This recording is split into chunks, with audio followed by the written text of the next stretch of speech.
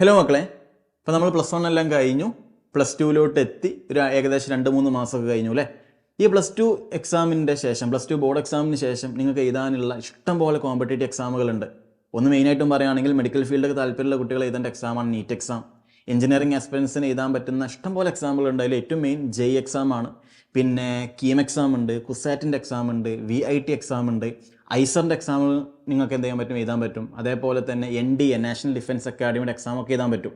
അപ്പം ഈ ഒരു ബോർഡ് എക്സാമിനും അതേപോലെ ഞാൻ ഈ പറഞ്ഞ കോമ്പറ്റേറ്റീവ് എക്സാമിൻ്റെയും പ്രിപ്പറേഷൻ വേറെ തന്നെയാണോ? ആക്ച്വലി അല്ല. കാരണം ഞാൻ ഈ പറഞ്ഞ കോമ്പറ്റേറ്റീവ് എക്സാമിനൊക്കെ ചോദിക്കുന്നത് എന്താ, നിങ്ങളുടെ +1 +2 NCERT ബേസ്ഡ് ആയിട്ടാണ് ചോദ്യങ്ങൾ വരിക. അപ്പോൾ നമുക്ക് രണ്ടും വേറെ ആയിട്ടുള്ള പ്രിപ്പറേഷൻ്റെ ആവശ്യമില്ല. ചില കുട്ടികൾ വിചാരിക്കും +2 കഴിഞ്ഞതിന് ശേഷം ഒരു വർഷം നമുക്ക് എന്താ റിപ്പീറ്റ് ചെയ്യാം. അത്ര റിസ്ക് നിങ്ങൾ എടുക്കേണ്ട ഒരു ആവശ്യമില്ല. കാരണം രണ്ടിന് ബോർഡ് എക്സാമിൻ്റെയും ഈ പറഞ്ഞ കോമ്പറ്റേറ്റീവ് എക്സാമിൻ്റെയും സിലബസ് ആക്ച്വലി എന്താ സെയിമാണ്. അതുകൊണ്ട് രണ്ടും നമുക്ക് എന്ത് ചെയ്യാൻ പറ്റും, ഒരുമിച്ച് മുന്നോട്ട് കൊണ്ടുപോകാൻ പറ്റും.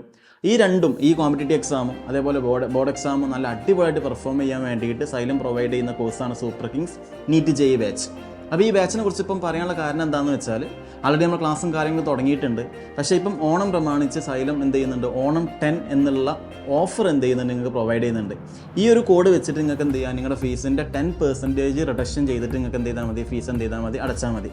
അപ്പോൾ ആൾറെഡി നമ്മൾ ക്ലാസ്സും കാര്യങ്ങളും തുടങ്ങിയിട്ടുണ്ട്. എന്നാൽ പോലും ലേറ്റായി ജോയിൻ ചെയ്ത കുട്ടികൾക്ക് റെക്കോർഡായിട്ട് ഈ പറഞ്ഞ ക്ലാസ്സുകളൊക്കെ എന്ത് ചെയ്യും, കിട്ടും. ഇതിൻ്റെ കൂടെ തന്നെ എടുത്ത് പറയാനുള്ള കാര്യം, അഗ്നി ബാച്ച് നമ്മൾ ഫ്രീ ആയിട്ട് എന്ത് ചെയ്യുന്നുണ്ട്, ഈ ബാച്ച് പർച്ചേസ് ചെയ്ത കുട്ടികൾക്ക് പ്രൊവൈഡ് ചെയ്യുന്നുണ്ട്.